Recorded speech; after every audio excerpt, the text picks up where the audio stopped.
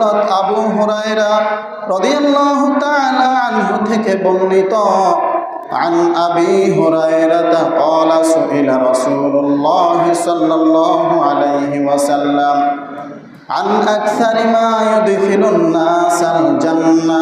فقال تقوى الله وحسن الخلق হযরত আবু হুরায়রা রাদিয়াল্লাহু তাআলা আনহু বলেন রাসূলুল্লাহ সাল্লাল্লাহু আলাইহি ওয়াসাল্লামকে প্রশ্ন করা হয়েছিল কোন কাজটির মাধ্যমে সবচাইতে বেশি পরিমাণ মানুষ জান্নাতে চলে যাবে। রাসূলুল্লাহ সাল্লাল্লাহু আলাইহি ওয়াসাল্লাম বলেন ফাকালা তাকওয়াল্লাহি ওয়া হুসনুল খালকি, আল্লাহ সুবহানাহু ওয়া তাআলার ভয় এবং উত্তম চরিত্রের মাধ্যমে